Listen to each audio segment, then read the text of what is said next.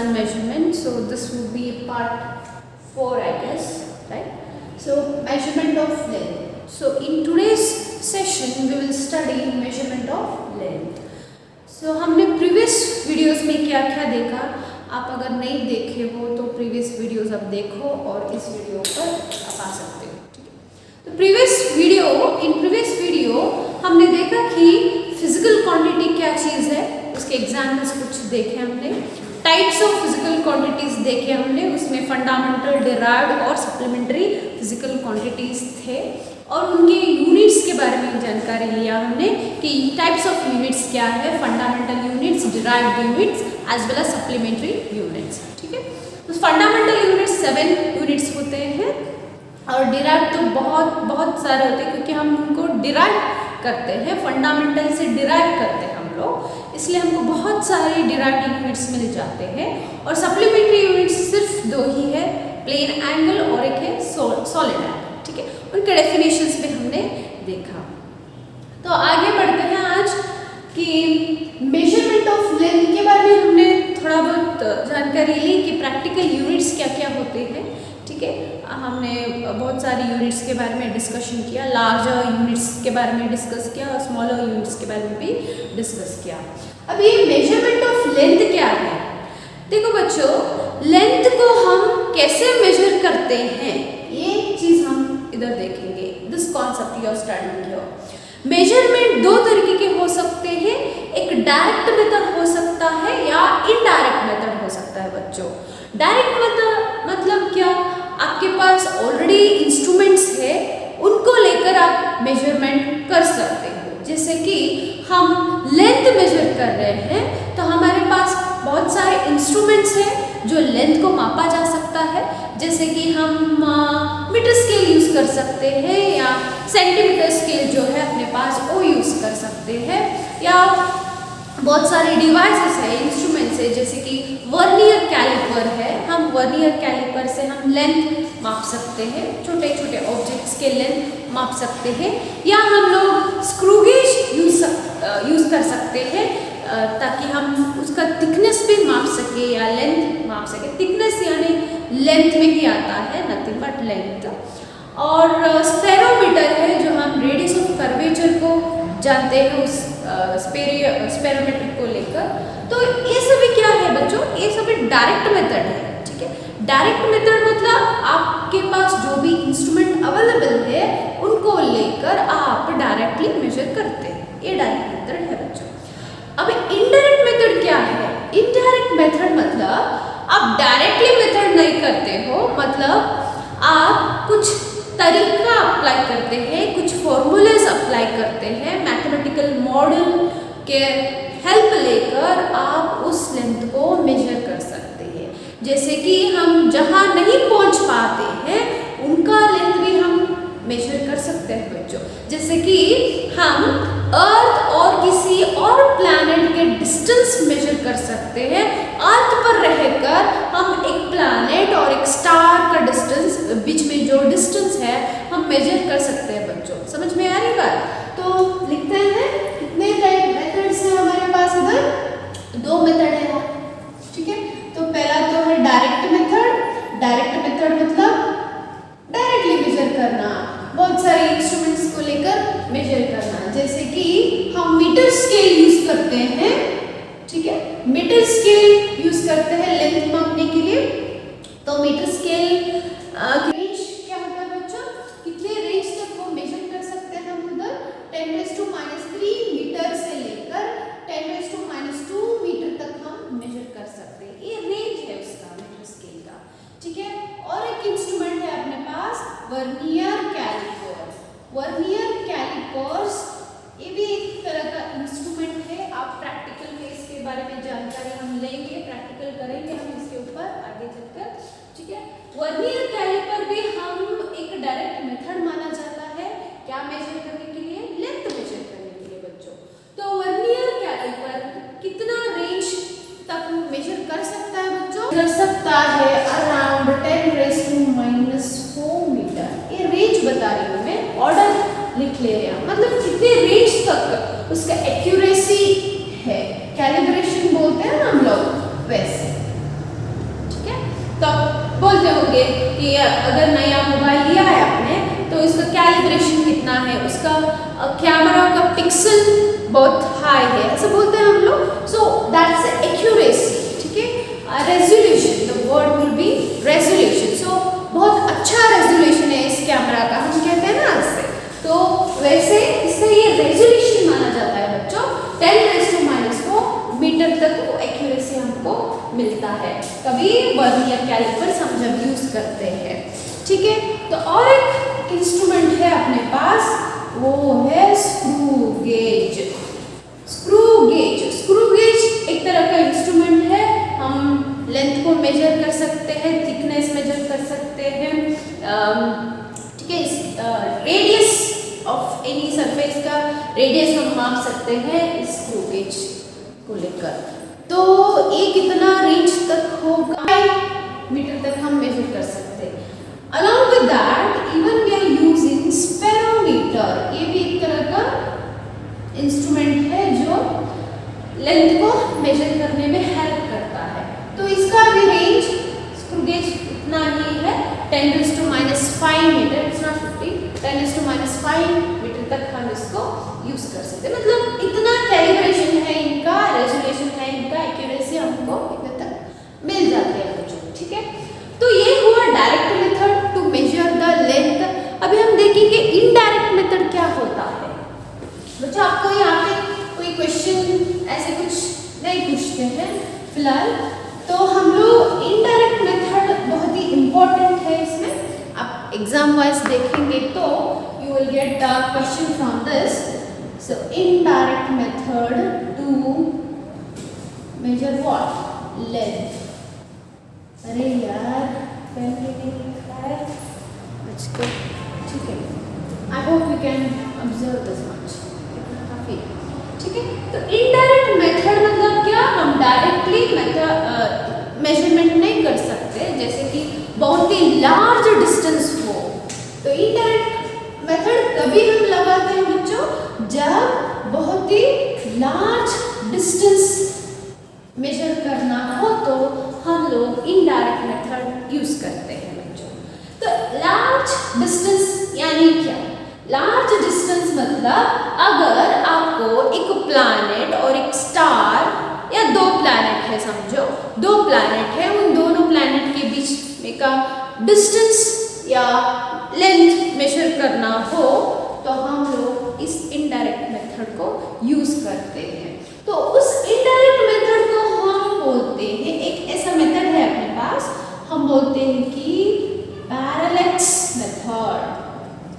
क्या है, parallax method. ये बहुत ही इंपॉर्टेंट मेथड है बच्चों, आपको इसमें 2 मार्क्स का क्वेश्चन आता ही आता है, ठीक है। एग्जाम के लिए ये तो बहुत इंपॉर्टेंट कॉन्सेप्ट है। सो पैरेलैक्स मेथड यानी क्या है, एक तरीके का इनडायरेक्ट मेथड है, ठीक है। इनडायरेक्ट मेथड में क्या करते हैं हम लोग, इनडायरेक्ट मेथड में हम लेंथ या डिस्टेंस को मेजर करते हैं। किसके बीच में का डिस्टेंस, एक प्लैनेट और एक सन हो या 2 प्लैनेट हो।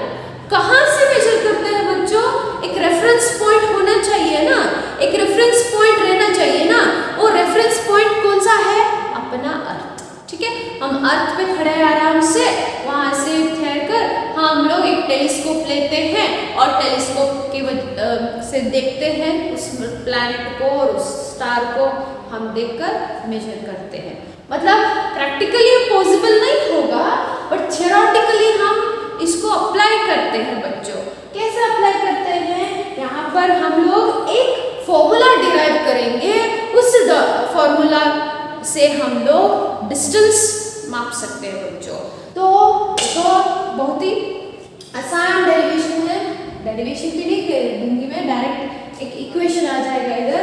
पैरेलैक्स मेथड यानी पहले हम इस वर्ड को जानेंगे बच्चों, पैरेलैक्स है क्या चीज, पैरेलैक्स कहाँ पर है, हम डेली लाइफ को रिलेट करते हुए पढ़ेंगे बच्चों फिजिक्स को।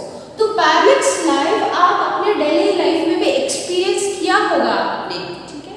कैसे आप कर सकते हो, अभी right now you can do, आप एक पेंसिल ले लो अपने हाथ में, ठीक है।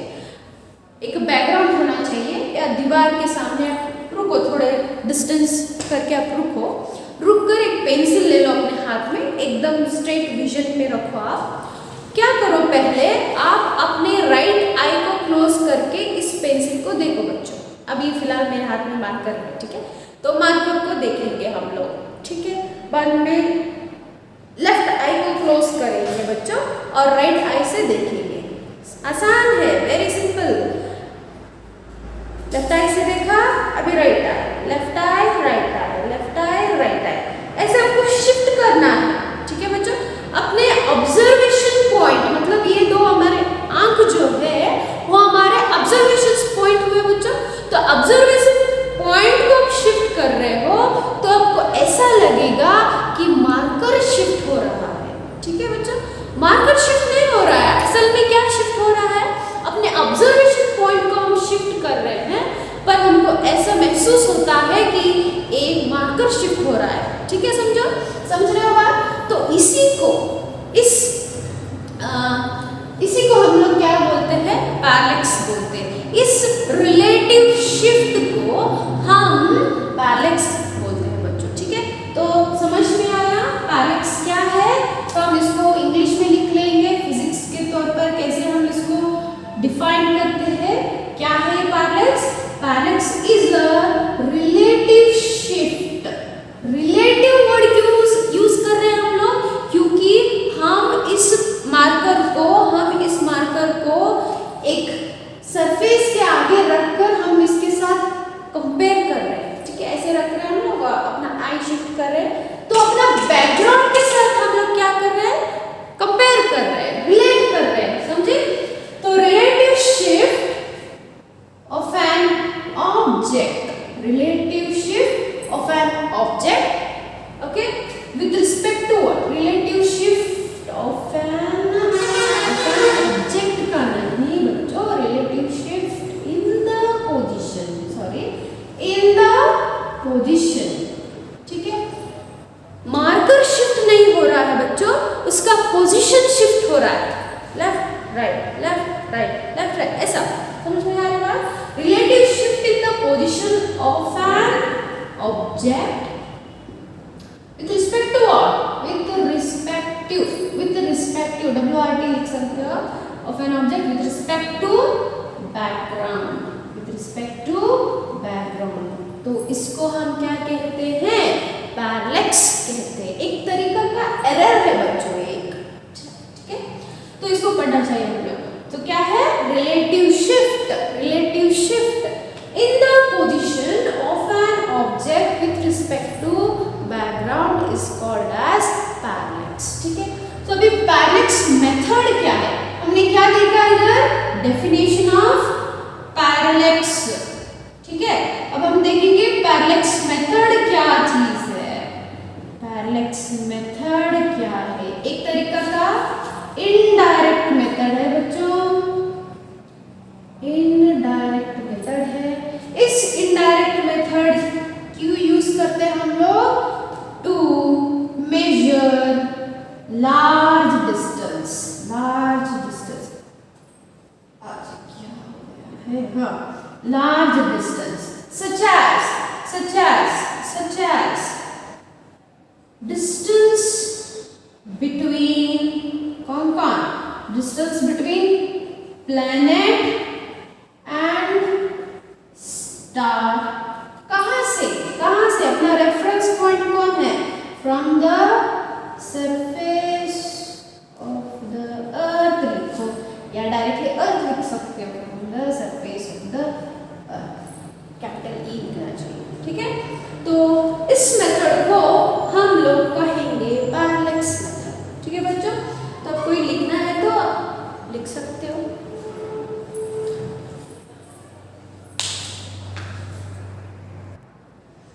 तो लिख लिया, तो आगे बढ़ते हैं बच्चों। How do you major distance of a planet by using parallax method. ऐसा क्वेश्चन आपको एग्जाम में दिया जाता है, तो आप कैसे सॉल्व करेंगे इसको, ठीक है। How do you major distance, मतलब आपको एक प्लैनेट है उसका डिस्टेंस मेजर करना है, कैसे मेजर करोगे, सिंपल सी बात है, हम तो पैरेलैक्स मेथड पैरेलैक्स मेथड किस लिए यूज है? लार्ज डिस्टेंस को मेजर करने के लिए यूज करते हैं। तो हम करेंगे कैसे? समझ लो, मान लो इधर एक प्लैनेट है अपना, ठीक है, एक प्लैनेट है। इस प्लैनेट को मैं S नाम दूंगी। OS लग रहा है ना, चलो हम इसको डार्क कर देते हैं, बॉल लग रहा है। तो ये अपना एक प्लैनेट है, इसका नाम है यस प्लैनेट है। बहुत दूर कर दिया मैंने, एक सेकंड बच्चों, यहाँ पे हाँ, तो अपना एक प्लैनेट है, इस प्लैनेट का नाम हमने रख दिया S। इस प्लैनेट को हम कहाँ से देख रहे हैं बच्चों? हमारा रेफरेंस पॉइंट कौन है इधर? अपना अर्थ, अपना रेफरेंस पॉइंट है। तो यहाँ पर हम लोग हैं, ठीक है, ये अर्थ का एक सरफेस लिया हमने, ठीक है, अर्थ है, मतलब ऐसा बाद में बताऊंगी। अर्थ है अपना, अर्थ कि किसी एक पोजीशन पे हमको रुकना है टेलीस्कोप के साथ, ठीक है। तो हम लोग यहाँ पे रुके हैं, उस पोजीशन को हम क्या नाम देंगे? ए पोजीशन पे खड़े हैं, ठीक है। ये लार्ज डिस्टेंस के बारे में बात हो रही है बच्चों, तो आपको इमेजिन ऐसे करना है कि बहुत बड़ा चीज है, ठीक है। डायग्राम तो छोटे छोटे काट देते हैं, पर इमेजिनेशन करो कि बहुत ही दूर है, बहुत ही लंबा है, ठीक है। तो ए पोजीशन पे हमने किसी एक पोजीशन में हमने रुका, ठीक है। समझो ऑस्ट्रेलिया में खड़े हैं अभी, ठीक है, टेलीस्कोप के साथ, और देख रहे हैं उस प्लैनेट यस को हम देख रहे हैं, ठीक है, देख लिया। बाद में हम लोग क्या करेंगे? ऑस्ट्रेलिया से शिफ्ट होंगे, शिफ्ट होकर इंडिया में आएंगे हम लोग इधर बी। वो हमारा क्या हुआ? बी पोजीशन हुआ। कहीं पे आप रुक कर देख सकते हो, ठीक है। तो यहाँ पे थोड़ा आर्क जैसे लग रहा है बच्चों आपको, ये डिस्टेंस, ये दोनों अपने क्या है? ये दोनों हमारे ऑब्जर्वेशन पॉइंट्स है बच्चों।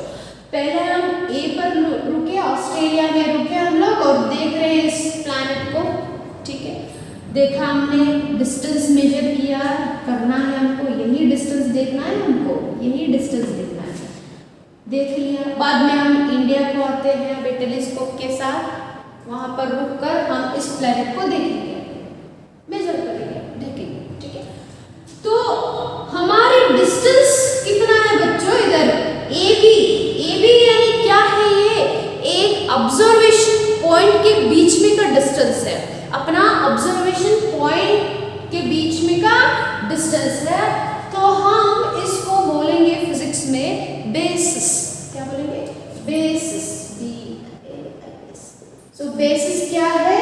It's the distance between the two observation point. Simple है, लिखो, समझ में आ रही है बात? बेसिस क्या है बच्चों? डिस्टेंस, यहाँ पर लिखते हैं हम लोग, distance between two observation points, ठीक है, ठीक है। तो हम इसको ए बी को हम बी लिखेंगे, बी मान लेते हैं, ऐसा बी डिस्टेंस है, फिलहाल अभी बी डिस्टेंस है, हम इसको क्या लिखेंगे इधर? बी। पता नहीं है ना कितना डिस्टेंस दूर है, जस्ट हम इमेजिन कर रहे हैं, तो बी लिख लिया, ठीक है। अब देखो बच्चों, ऐसा नहीं लग रहा है कि ये जो अर्थ है अपना सर्कल जैसे लग रहा है? अगर मैं इसको बढ़ा दूं इधर, ऐसा ऐसा ऐसा बढ़ा दूं मैं, तो क्या हो रहा है? इधर एक सर्कल बन गई बच्चों, एक सर्कल बन गया, एक सर्कल बना, और ऐसा लग रहा है बच्चों कि ये जो प्लैनेट यस है, ये अर्थ का एक सेंटर बन चुका है कि नहीं? है कि नहीं? देखो, एक अर्थ सर्कल बन गया, अब प्लैनेट इसका सेंटर हो गया, है कि नहीं? समझ में आ रही है बात? तो हम तो इसको ज्वाइन कर देंगे अभी, हमारी मर्जी भाई, हम ज्वाइन करेंगे, ऐसा हमने ज्वाइन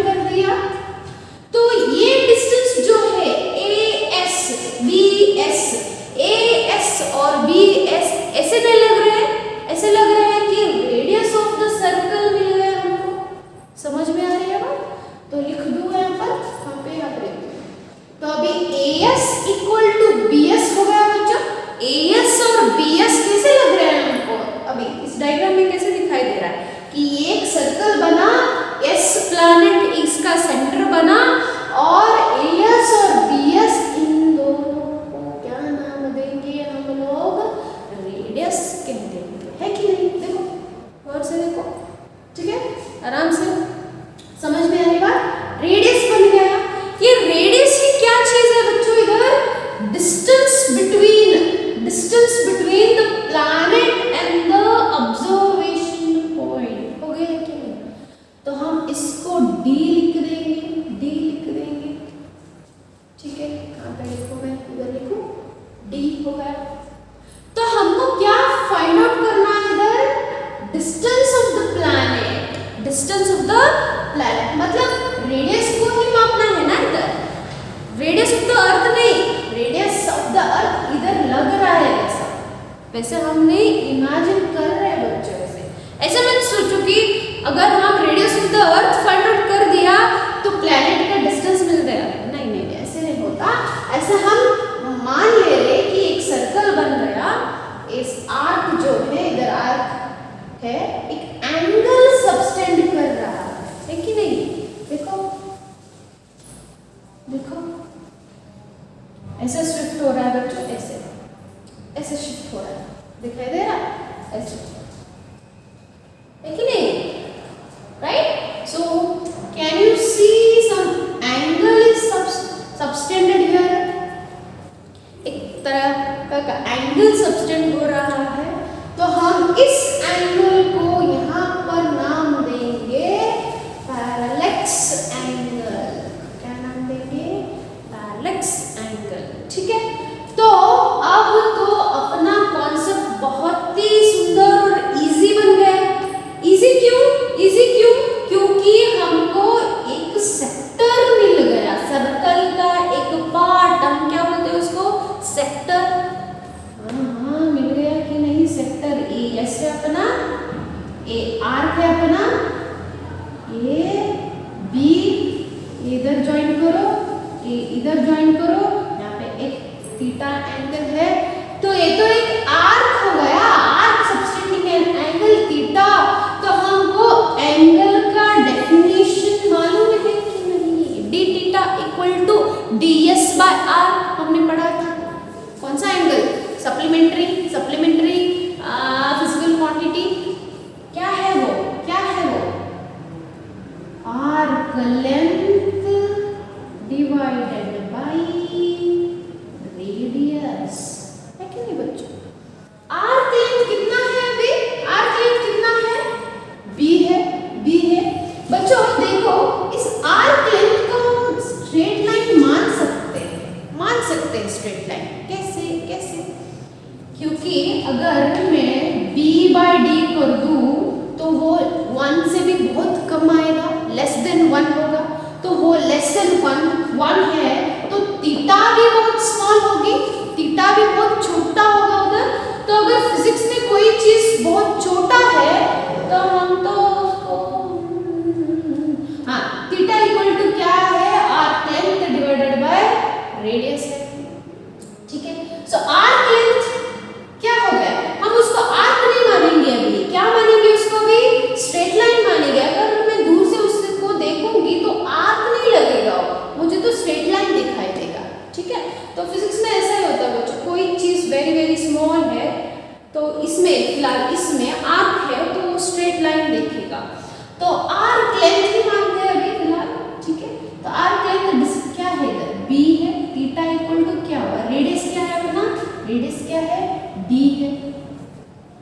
तो इस एक्सप्रेशन से हमको डिस्टेंस मिलती है कि नहीं? मिलती है, मिली। तो d इक्वल टू क्या हुआ? d इक्वल टू थीटा इधर भेजो भाई, b equal b by theta.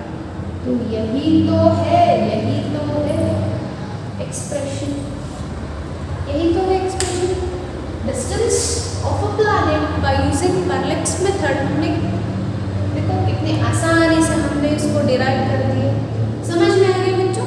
अगर हमको size of the planet define करना है या किसी प्लैनेट का साइज हमको क्या करना है? डिराइव करना है, लेना है, तो हम लोग उसको भी डिराइव कर सकते हैं इसी मेथड से, पैरेलैक्स मेथड से। क्योंकि हमको d ऑलरेडी मिल चुका है, d मिल चुका है, d मालूम है, तो हम लोग एंगुलर डायमीटर बोलते हैं उसको, size of the planet, angular diameter को भी हम कैलकुलेट कर सकते हैं। Even by using Parex method, we can determine. ये वर्ड मुझे बोलने नहीं आ रहा है. Determine. We can determine क्या? Determine the size of a planet. मतलब उस planet का जो diameter है,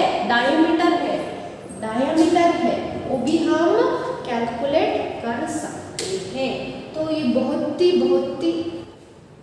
यूजफुल है कि नहीं बच्चों? बहुत यूजफुल मेथड है.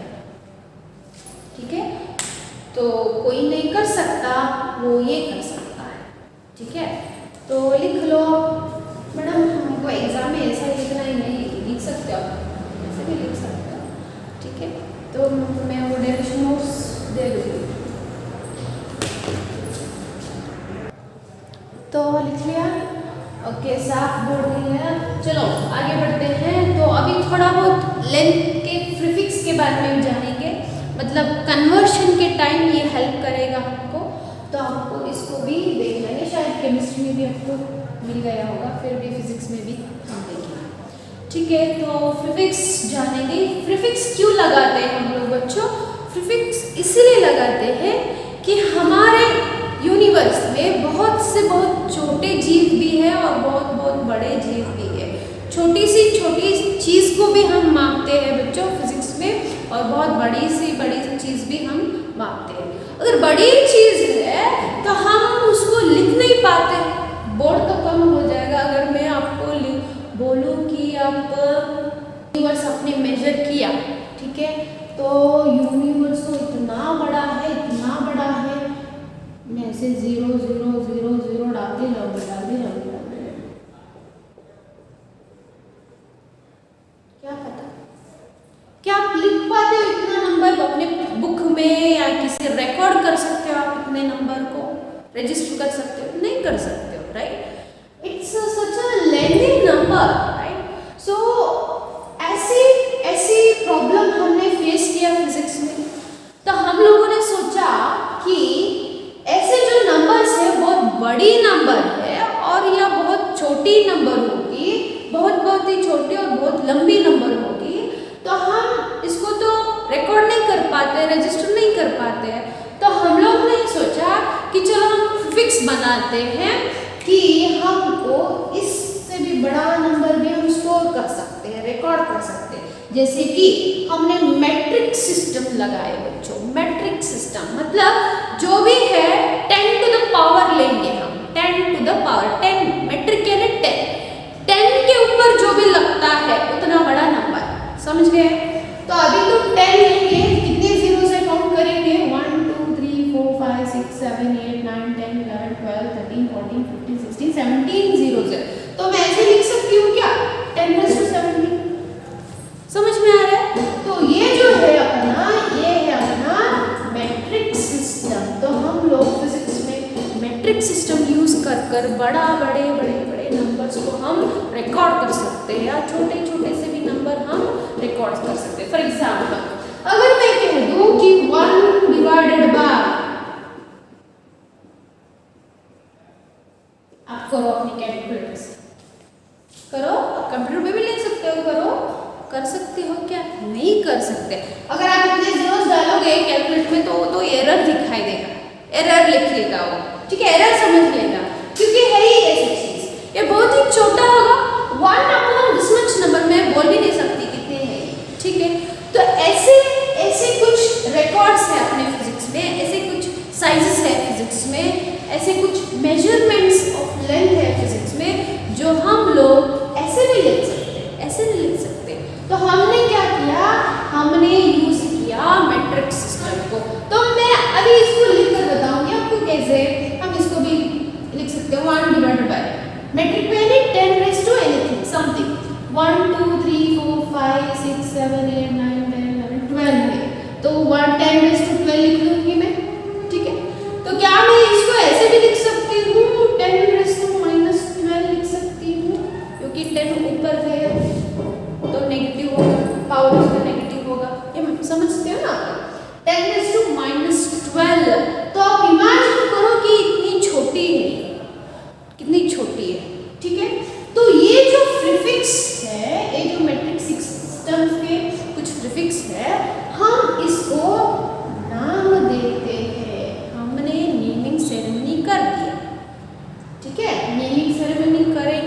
अभी इन सब का मैट्रिक सिस्टम का।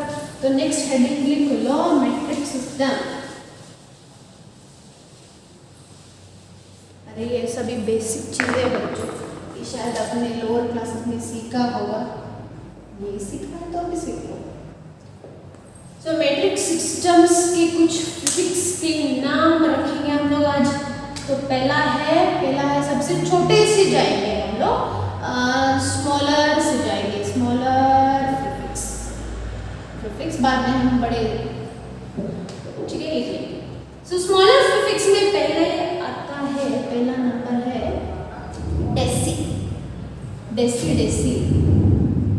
10⁻⁻1। ये कैसे लिखते हैं हम लोग?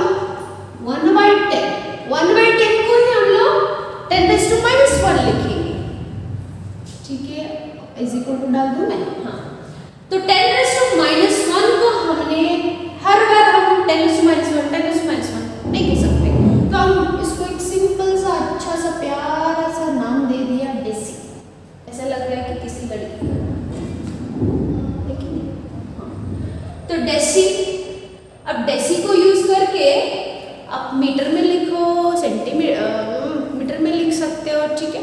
जैसे कि मैंने कह दिया डेसी सेंटीमीटर, 1 डेसी सेंटीमीटर है। अभी डेसी का एक शॉर्ट फॉर्म देंगे हम लोग डी, स्मॉल डी।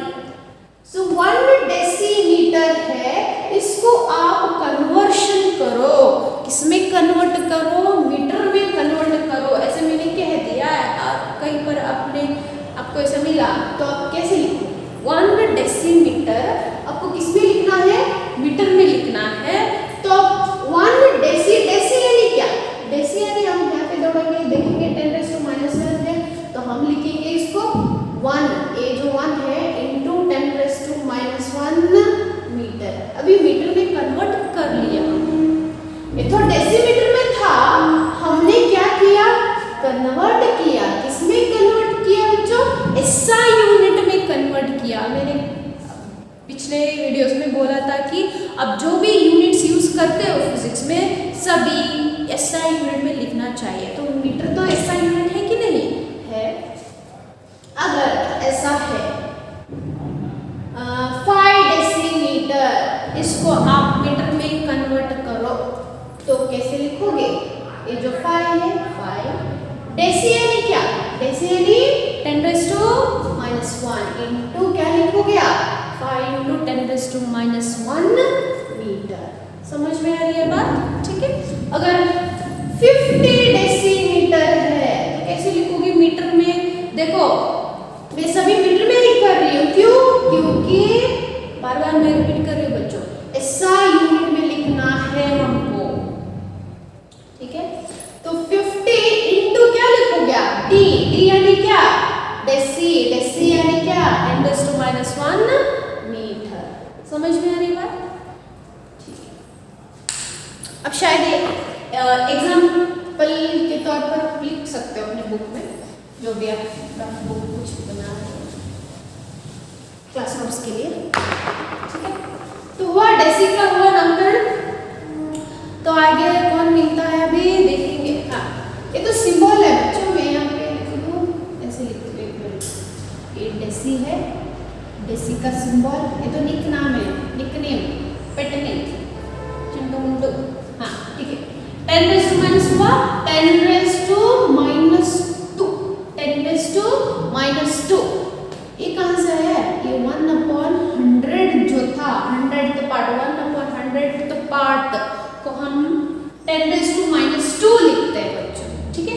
1/100, 100 को मैं ऐसे लिख सकती हूँ 10⁻²। यस, ना तो बेसिक मालूम है आपको, 10⁻², 10⁻² ऊपर लिया तो -2, तो क्या है ये? इसको हमने नाम दिया सेंटी, नाम दिया सेंटी। और इस सेंटी को हमने एक निक नाम भी दिया सी, छोटा सी, स्मॉल लेटर सी, ठीक है। तो इसके थोड़ा एग्जांपल देखते हैं हम लोग कैसे यूज करते हैं, ठीक है।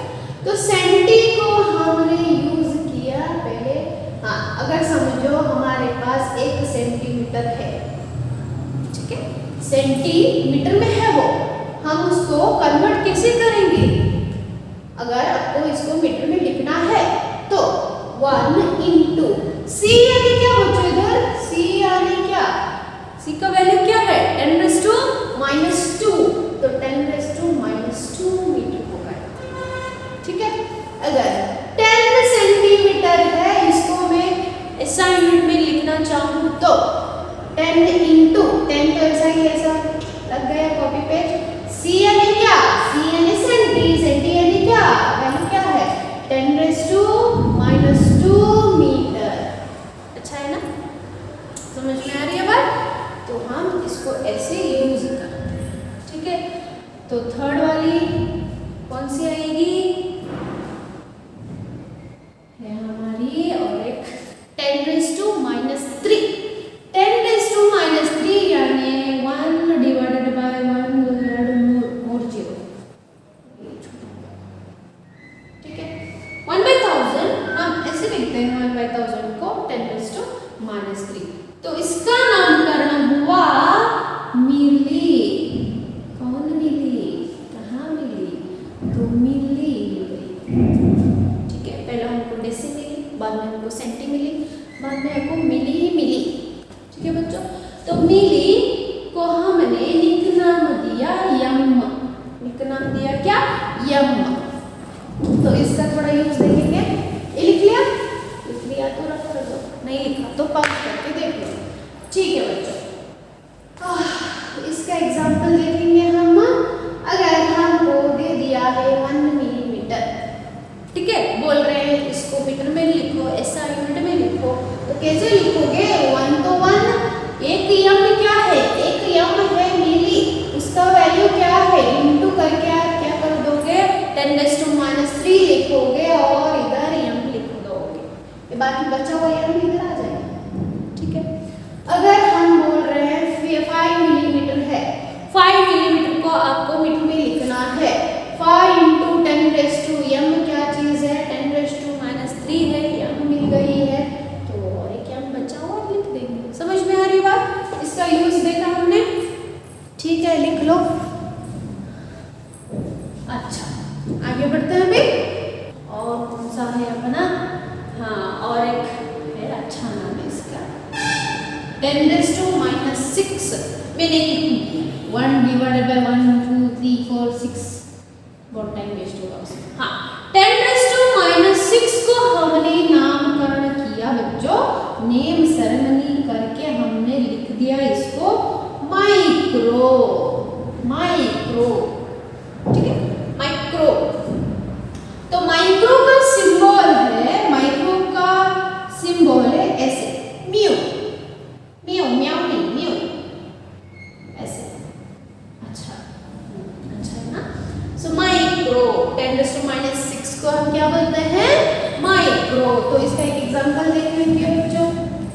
एग्जांपल हमें 1 से ही शुरू करेंगे। 1 माइक्रोमीटर ऐसे लिखते हैं। 1 माइक्रोमीटर दिया है, इसको ऐसा यूनिट में लिखो। आप कैसे लिखोगे? 1 इंटू माइक्रो यानी क्या? माइक्रो यानी 10⁻⁻6 है, 10⁻⁻, लिख लिया। हाँ, अगर आपको ऐसा दिया है 10 माइक्रोमीटर है, तो कैसे लिखोगे? अरे यार, अब तक तो बताया मैडम, कितना सेम रिपीट बोल रहे हैं आप, बोलना पड़ता है बच्चों। 10 इंटू 10⁻⁻6, एक तो आप अब मालूम पड़ गया होगा, same you can apply for all other. ठीक है, ठीक है बच्चों, लिख लिया? चलो आगे बढ़ते हैं। नेक्स्ट 10⁻⁻9, 6 हुआ -9।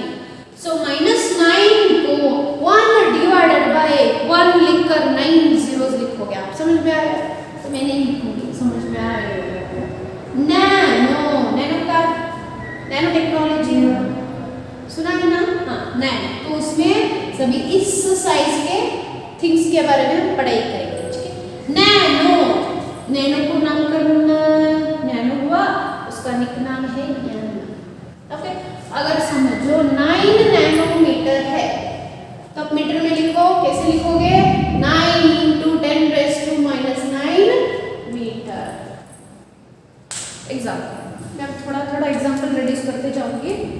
वरना वीडियो बहुत लेंथी हो जाएगा और आप बोर हो जाएगा आपको।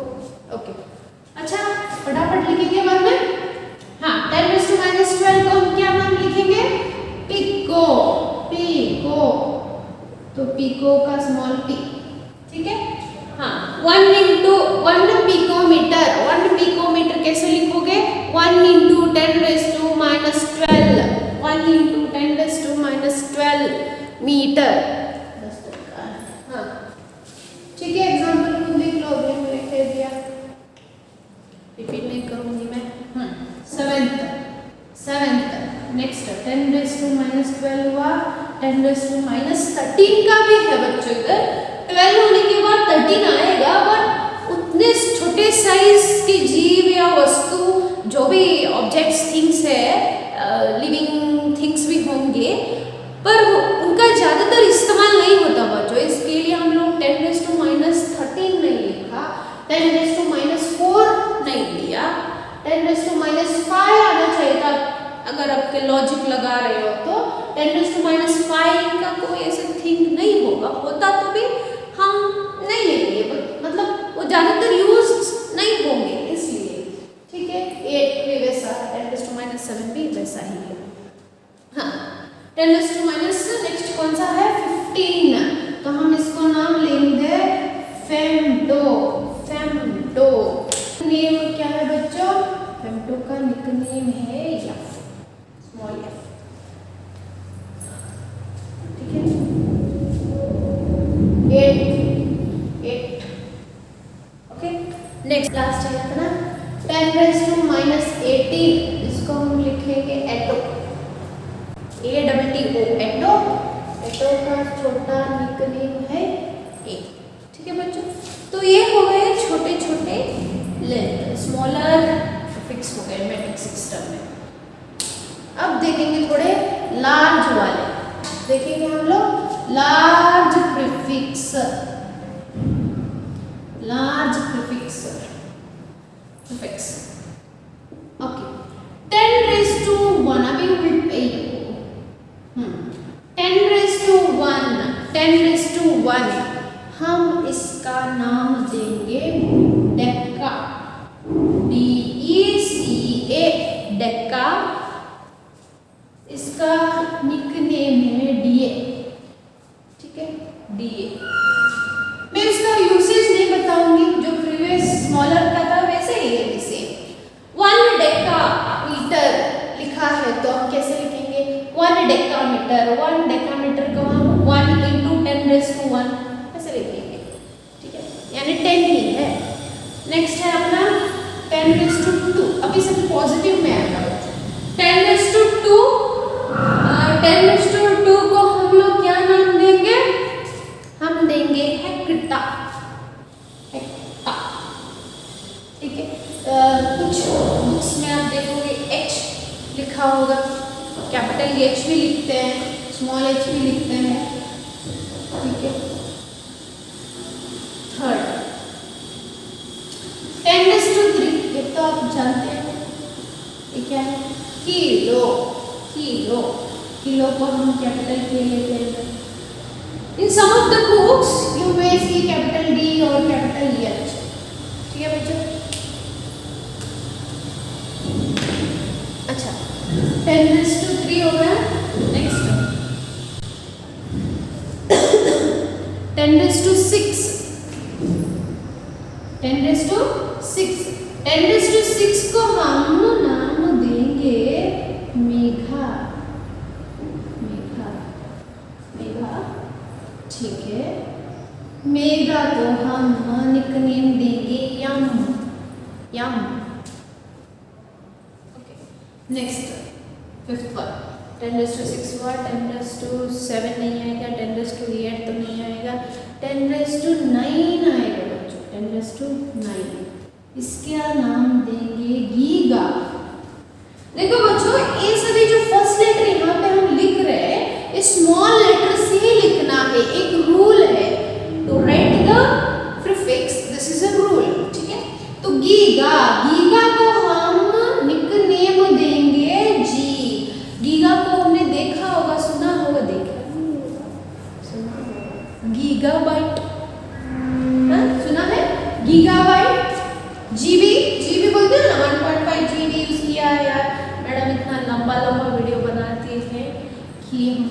1 GB का नेट खाली हो जाती है। ठीक है, 10⁻9 हुआ। नेक्स्ट हम देखेंगे 10⁻12। ये भी आप जानते होंगे। अरे यार मैं खुद भूल गई। टेरा टेरा टेरा टेराबाइट सुना होगा, टेराबाइट 10⁻12 होता है टेराबाइट। गीगाबाइट, टेराबाइट, ओके आजकल जो हम यूज कर रहे हैं। नेक्स्ट 10⁻15। 10⁻15 आप ये केमिस्ट्री में देखा हुआ है। पेटा, पेटा को कैपिटल P। 8th वाला 10⁻++18 एक्सा, एक्सा, तो ये कैपिटल E। तो इसका यूसेज मैं यहाँ पर एक एग्जांपल लेके बता दूंगी। मैं इसका एग्जांपल दूंगी कि हाँ, तो हम देखेंगे इधर 5 किलोमीटर। ठीक है, 5 किलोमीटर। 5 किलोमीटर को हम मीटर में लिखेंगे, ऐसा यूनिट में ही लिखना। तो मीटर में लिखेंगे तो किलो यानी क्या है 10⁻3, तो ये हो गया 10⁻3 मीटर। ठीक है बच्चों, अगर मैं मेघा को लिखूं इधर, मेगा है हमारी मेघा, हाँ 10 मेगा मीटर में तो नहीं होगा, लिखेंगे लिखने में क्या है एक्चुअली वो बाइट्स में हम यूज करते हैं। ठीक है, ऐसे भी हो सकता है बच्चों। Well understood. सो आज के लिए तो इतना काफ़ी है, बहुत हो गया। ठीक है, तो अगले एपिसोड में मिलते हैं। चलो मजाक कर रही हूँ। चलो अगले सेशन में मिलते हैं, तब तक आप पढ़ते रहना, पढ़ाई करते रहना। ठीक है, थैंक यू।